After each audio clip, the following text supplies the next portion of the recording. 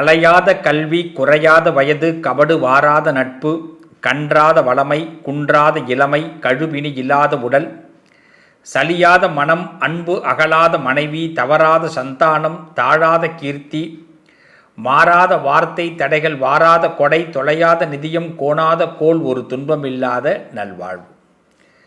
பராசக்தி 16 செல்வத்தை உங்கள் அனைவருக்கும் இந்த 2026 ஆண்டிலே பரிபூரணமாக கொடுக்கட்டும். அன்னை அபிராமியை நம்பி இந்த 2026 நாம் காலெடுத்து வைப்போம்.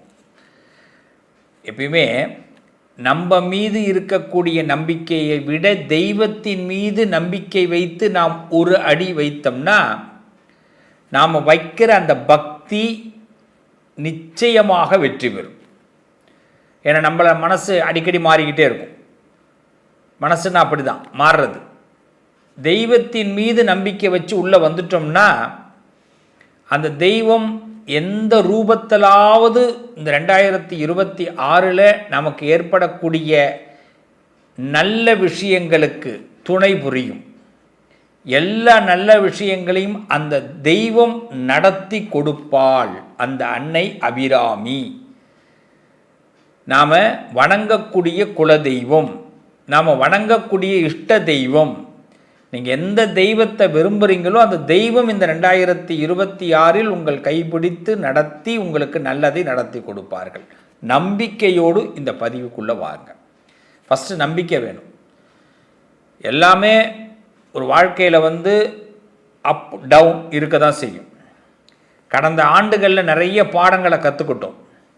இந்த ஆண்டு எப்படி நடக்கணும், எப்படி இருக்க போகிறோங்கிறது நம்ம தெளிவாக ஒரு பிளானை போட்டுட்டோம்னா நம்ம ராசிக்கு இப்படி தான் இருக்க போகுது, இதெல்லாம் நடக்க போகுது, இது இப்படி நாம் நடந்துட்டோம்னா நல்லது அப்படிங்கிற 3 விஷயத்தை நான் உங்களுக்கு பதிவு பண்ணுறேன். இப்படி நடக்க போகுது, இப்படி நடந்துட்டு எப்படி நடந்துக்கிட்டால் இதை மாற்றுறது, நம்மளுடைய பழக்க வழக்கங்களை எப்படி கொண்டு போகிறது, இதை தெளிவுபடுத்திக்கிட்டோம்னா நம்ம மேக்சிமம் நம்ம வெற்றி தான், தோல்வியே நமக்கு வராது. உங்கள் மனசில் ஒரு ஜோதியை உண்டாக்குவது தான் என்னுடைய வேலை. அதனால் ரொம்ப காமாக இந்த பதிவை கேளுங்க. மனசை இப்போ உங்களுக்கு மனசு பக்குவமாக இல்லையா, ஒரு பலமாக இல்லாமல் இருக்கீங்களா, இப்போ வேண்டாம், பிறகு இந்த பதிவை கேளுங்க. ஏன்னா மனசு ஒரு அமைதியாகும்போது இந்த பதிவை கேட்கும்போது இந்த 2026 உங்களுடைய பலம் உங்களுக்கு தெரிய வரும். பார்க்கலாமா? ஒவ்வொரு ராசிக்கும் நான் உங்களோடு பகிர்ந்து கொள்ள ஆசைப்படுகிறேன். அனைவருக்கும் இனிய ஆங்கில புத்தாண்டு நல்வாழ்த்துக்கள். 2026 மிகப்பெரிய ஒரு அற்புதத்தை, மிகப்பெரிய ஒரு சக்தியாக உருவெடுக்கக்கூடிய ஒரு வருடமாக அமைகிறது. மிகப்பெரிய சக்தியாக நீங்கள் உருவெடுப்பீங்க. வாழ்த்துக்கள், நல்லதே நடக்கும். வாங்க பார்க்கலாம். நெடுங்காலமாக பகையாக இருந்தவர்கள் உறவாக மாறக்கூடிய அற்புதம் நடத்தக்கூடிய வருஷம் 2026 துளாராசிக்கு. உறவு, அதாவது சொல்லுவாங்க உறவாடி கெடுத்தாய்யா அப்படின்வாங்க. இது மாதிரி நிறைய உறவுகள் நம்மளை சிரமப்படுத்தியிருக்கும். இந்த சிரமத்துக்கெல்லாம் முற்றுப்புள்ளி வைக்கும் போல் இந்த வருஷம் அமைகிறது. எதிர்பார்த்த நல்ல தகவல்கள் சேரப்போகுது. ஒரு யோகமான வருஷமாக துளாராசிக்கு இந்த வருஷம் அமைகிறது. சித்திர நட்சத்திரம் 3, 4ஆம் பாதம், சுவாதி நட்சத்திரம், விசாகம் 1, 2, 3 பாதம் கொண்ட துளாராசி அன்பர்கள் விடாப்படியாக இருங்க. மனசை தளர விடாதீங்க. எத்தனை கஷ்டம் வந்தாலும் அதை சமாளித்தோம் இல்லையா, இப்போ வரக்கூடிய சந்தோஷத்தையும் நாம் எதிர்நோக்கி நிற்க போகிறோம். ஆமாங்க, ஒரு சிறு பள்ளம் ரோட்டில் இருக்குங்கிறதுக்காக பயணத்தை நிப்பாட்ட முடியுமா? வேறு வழியை பயன்படுத்தி அந்த பயணத்தை நம்ம திரும்பி தொடங்குறோங்க. தைரியத்தை வர வச்சுக்கிட்டு இந்த வருஷத்துக்குள்ளே வாங்க. வெளிநாடு பயணம் யோகம் தரும். வெளிநாடு சம்பந்தமான விஷயங்கள் உங்களுக்கு டைஅப் ஏற்படும். பிரபலமான ஒரு நல்ல செய்தியை நீங்கள் கண்டிப்பாக பெற போகிறீங்க. உங்கள் வீட்டில் இந்த வருஷம் சுப காரியம் நடந்தே தீருங்க. விவசாயம், சொந்த தொழில் பண்ணுறவங்களுக்கு ரெட்டிப்பு லாபம் ஏற்படும். கவர்மெண்ட் சம்பந்தமாக அதிகாரிகள், அரசாங்க ஊழியர்கள், அரசியல்வாதிகள் இவங்களுக்கெல்லாம் நல்ல லாபம் ஏற்படுங்க. முக்கியமாக பார்த்தீங்கன்னா லாபம் ஈடுபடக்கூடிய துறையில் இருக்கக்கூடிய அத்தனை பேருக்கும் முழு வெற்றி. நீங்கள் எந்த துறையில் இருந்தாலும் அதை லாப கணக்காக பார்த்தீங்கன்னா முழு வெற்றி இந்த வருஷத்துக்கு துளாராசிக்கு ஏற்படுது. இடமாற்றத்துக்கு தயாராக இருக்குது. ஒரு நல்ல இடமாற்றம் ஏற்படும். அதுவும் உங்களுக்கு பிடிச்ச மாதிரி, இந்த முக்கியமாக வீடு கட்டுறவங்க, வீடு இடம் வாங்கணும்னு நினைக்கிறவங்க, வீடு மாறணும்னு நினைக்கிறவங்க, ஒரு கிளைமேட்டை பற்றி யோசிக்கக்கூடியவர்கள், சீதோஷ நிலைகளை பற்றி ஒரு மாறி இருக்கணும்னு யோசிக்கிறவங்களுக்கு நல்ல சான்சஸ் இந்த வருஷத்தில் உண்டு. பதவி யோகம் உண்டு. அரசியல்வாதிகள் ரொம்ப தைரியமாக இருங்க.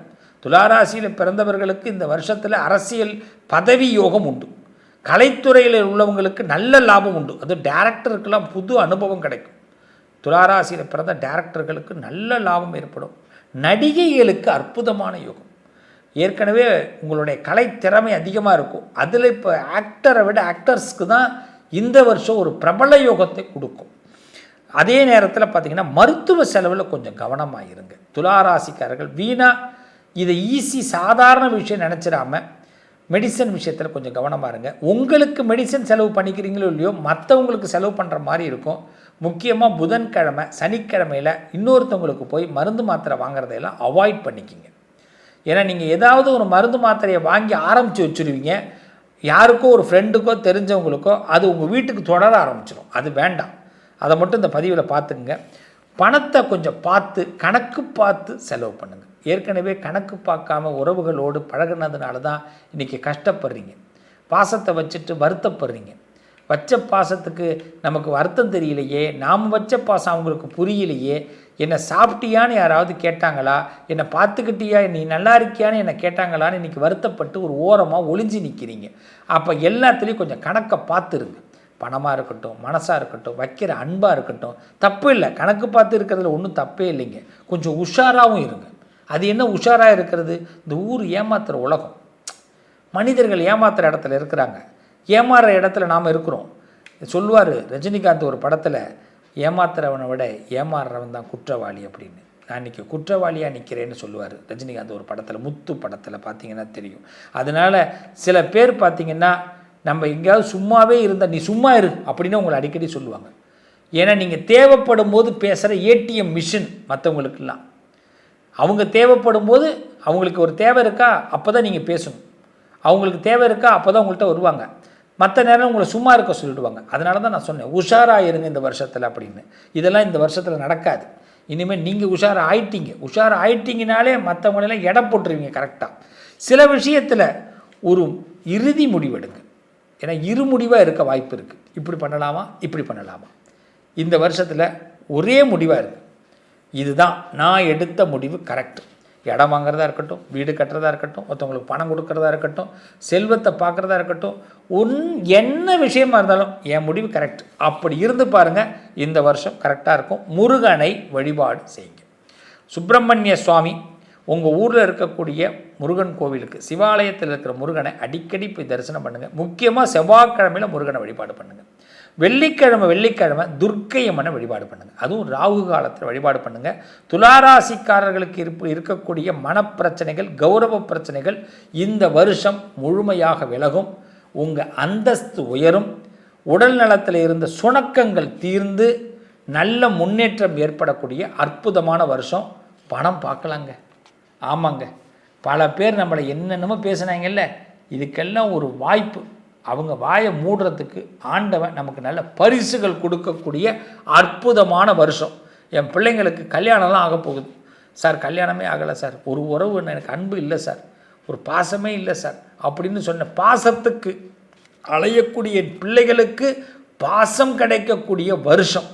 பல பேருடைய வேஷம் களையக்கூடிய வருஷம். வேஷம் களைஞ்சணும். உங்களுக்கு உண்மையான பாசம் கிடைக்கும். இந்த வருஷம் உங்களுக்கு நல்ல முன்னேற்றத்தை, யோகத்தை நீங்கள் விரும்பும் இறைவன் கொடுக்க போகிறார்.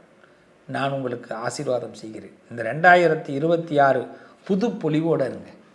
இப்போ தான் நீங்கள் நடிக்க கற்றுக்கிட்டீங்களே, சரியாக ஆக்ட் பண்ணுங்கள். சிறப்பாக இருப்பீங்க.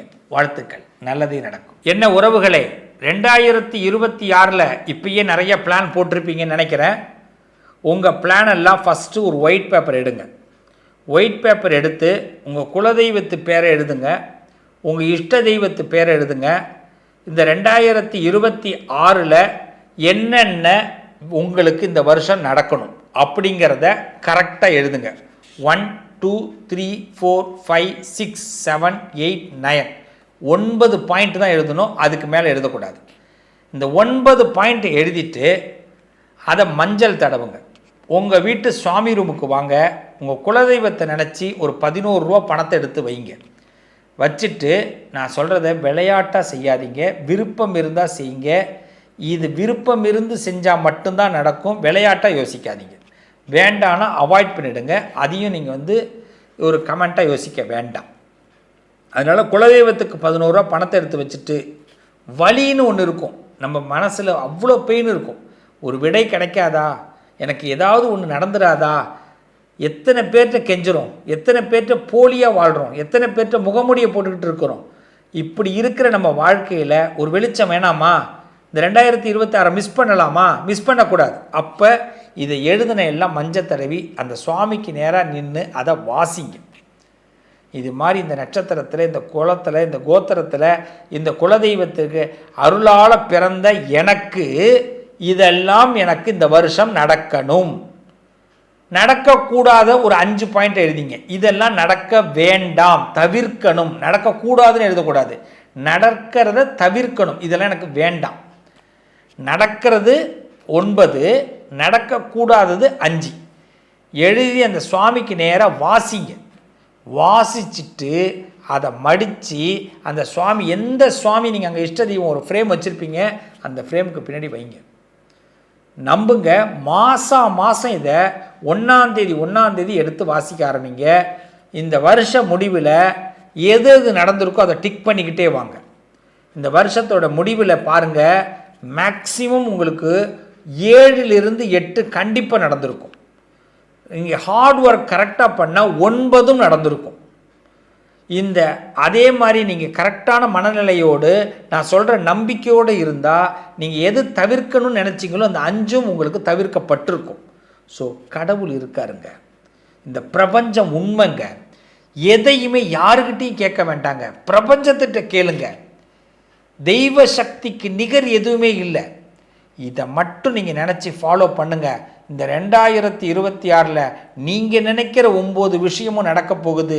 நீங்கள் நடக்கக்கூடாதுன்னு நினச்ச 5 விஷயமும் நடக்காமல் போக போகுது. ஸோ உங்கள் மனசு போல் உங்களுக்கு வாழ்க்கை இந்த 2026 உண்டுங்க. நல்லது நடக்கும் நிச்சயமாக. நீங்கள் கமெண்ட்டில் சொல்லும்போது, நாங்கள் நினைக்கிறது கண்டிப்பாக நடக்கும், கண்டிப்பாக நடக்கும் அப்படிங்கிறத மட்டும் கமெண்ட்டில் சொல்லுங்கள். நாங்கள் நினைக்கிறது இந்த 2026 கண்டிப்பாக நடக்குங்கிறத கமெண்ட்டில் சொல்லுங்கள். இந்த நம்பிக்கை இந்த இடத்துலேருந்து வர ஆரம்பிக்கணும். நாளைக்கு சொல்லலாம்னு நினைக்கக்கூடாது, பார்த்த தருணத்தில் சொல்லுங்கள். நாங்கள் நினைக்கிறது இந்த வருஷம் நடக்கும். இந்த நம்பிக்கையோட கால் எடுத்து வைப்போம். 2026 உண்டா இல்லையான்னு பார்த்துடுறோம். 2ல் 1 நாம் தான் ஜெயிக்கிறோம். வாழ்த்துக்கள், நல்லதே நடக்கும். உங்கள் அதிர்ஷ்டத்திற்கான தீர்வு: கல்வி, பதவி, யோகம், தொழில் வளர்ச்சி பெருக, ஜாதகம், வாஸ்து, திருமண பொருத்தம் பார்க்கவும், பிரசன்னம் கேட்கவும். Positive lion doctor Sivasri Manikanda Sivam. தொடர்பு கொள்ள வேண்டிய வாட்ஸ்அப் எண் 7904137178.